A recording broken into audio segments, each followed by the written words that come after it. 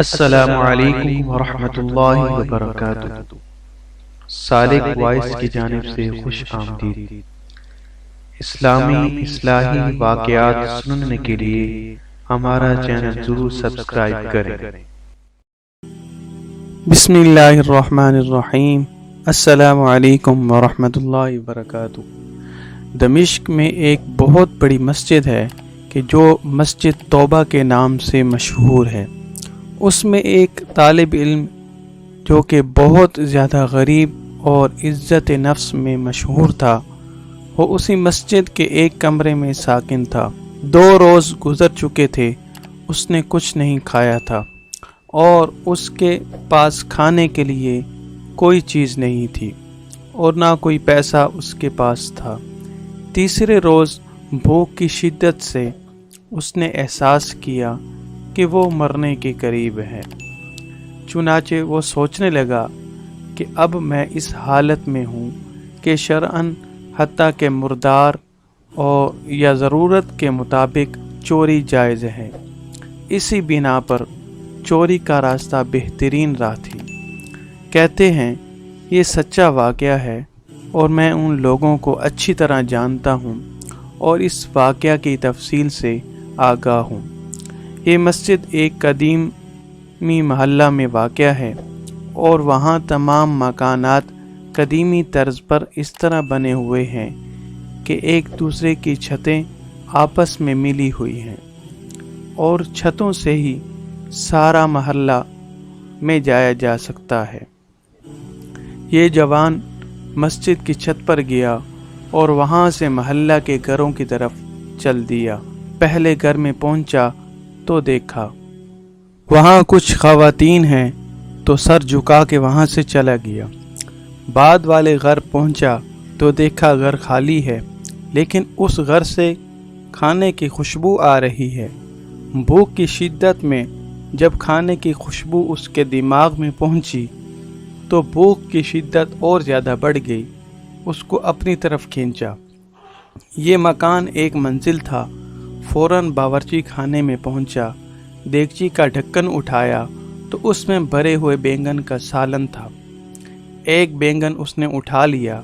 بھوک کی شدت سے سالن کے گرم ہونے کی پرواہ نہ کی، بینگن کو دانتوں سے کاٹا اور جیسے ہی نگلنا چاہا تو اسی وقت عقل اپنی جگہ واپس آ گئی اور اس کا ایمان جاگ گیا۔ اپنے آپ سے کہنے لگا، خدا کی پناہ، میں طالب علم ہوں، لوگوں کے گھر میں گھسوں اور چوری کروں؟ تو اس کو یہ بہت برا لگا۔ اپنے اس فعل پر شرم آ گئی، پشیمان ہوا اور استغفار کیا اور پھر بینگن کو واپس دیگچی میں رکھ دیا اور جیسے آیا تھا ویسے ہی واپس لوٹ گیا اور مسجد میں داخل ہو کر شیخ کے حلقہ درس میں حاضر ہوا۔ بھوک کی شدت سے سمجھ نہیں پا رہا تھا کہ شیخ کیا درس دے رہے ہیں۔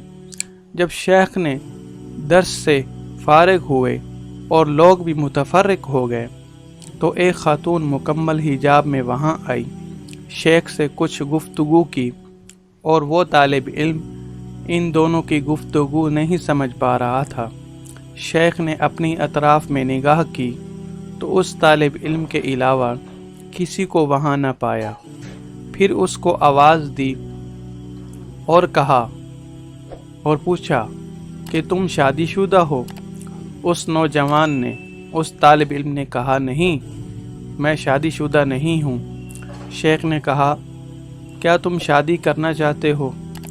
تو جوان یہ بات سن کر خاموش رہ گیا۔ شیخ نے پھر اس سے پوچھا، مجھے بتاؤ تم شادی کرنا چاہتے ہو یا نہیں؟ اس نوجوان نے جواب دیا، خدا کی قسم، میرے پاس ایک لقمہ روٹی کے لیے پیسے بھی نہیں ہیں، میں کس طرح شادی کروں؟ شیخ نے کہا، یہ خاتون آئی ہے، اس نے مجھے بتایا ہے کہ اس کا شوہر وفات پا گیا ہے اور اس شہر میں اور اس کا دنیا میں سوائے ایک ضعیف چچا کے کوئی عزیز رشتہ دار نہیں ہے۔ اپنے چچا کو یہ اپنے ساتھ لے کر آئی ہے اور وہ اس وقت اس مسجد کے ایک کونے میں بیٹھا ہوا ہے اور اس خاتون کو اس کے شوہر سے گھر اور مال ورثہ میں ملا ہے۔ اب یہ آئی ہے اور ایسے مرد سے شادی کرنا چاہتی ہے جو شرعاً اس کا شوہر اور اس کا سرپرست ہو، اس کی حفاظت کرنے والا ہو، تاکہ تنہائی اور بددیانتی انسانوں سے محفوظ رہے۔ کیا تم اس سے شادی کرو گے؟ نوجوان نے کہا ہاں، اور پھر اس خاتون سے پوچھا کہ تم اس کو اپنے شوہر کے طور پر قبول کرتی ہو؟ تو اس خاتون نے بھی مثبت میں جواب دے دیا۔ شیخ نے اس خاتون کے چچا اور 2 گواہوں کو بلا کر ان دونوں کا نکاح پڑھ دیا اور اس طالب علم کے بجائے خود اس خاتون کا مہر ادا کیا، اور پھر اس خاتون سے کہا اپنے شوہر کا ہاتھ تھام لو۔ اس نے ہاتھ تھام لیا اور اپنے گھر کی طرف اپنے شوہر کی رہنمائی کی۔ جب گھر میں داخل ہوئی تو اپنے چہرے سے نقاب ہٹا دیا۔ وہ نوجوان اپنی زوجہ کے حسن و جمال سے بہت ہی زیادہ حیران ہو گیا، اور جب اس گھر کی طرف متوجہ ہوا تو دیکھا کہ وہی گھر ہے جس میں وہ داخل ہوا تھا۔ زوجہ نے شوہر سے پوچھا کہ تمہارے کھانے کے لیے کچھ لے آؤں؟ تو اس نوجوان نے کہا ہاں، میرے لیے کچھ لے کے آؤ، مجھے بہت بھوک لگی ہے۔ اس نے دیگچی کا ڈھکن اٹھایا اور بینگن کو دیکھا اور بولی عجیب ہے، گھر میں کون آیا تھا؟ اس نے بینگن کو دانتوں سے کاٹا۔ وہ جوان رونے لگا اور اپنا سارا قصہ اپنی بیوی کو سنا دیا۔ تو زوجہ نے کہا یہ تمہاری امانت داری اور تقوی کا نتیجہ ہے کہ تم نے حرام بینگن سے اجتناب کیا، تو اللہ نے سارا گھر اور گھر کی مالکہ کو حلال طریقے سے تمہیں دے دیا۔ بہت ہی خوبصورت اور قابل غور یہ تحریر ہے۔ سبحان اللہ۔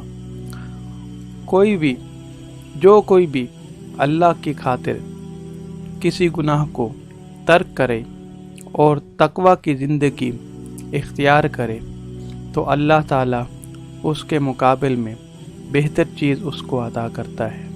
ناظرین، اگر آپ کو یہ واقعہ پسند آیا ہے، مزید اس طرح کے اچھے واقعات سننا چاہتے ہیں تو ہمارے چینل کو ضرور سبسکرائب کریں۔ شکریہ۔ السلام علیکم ورحمۃ اللہ وبرکاتہ۔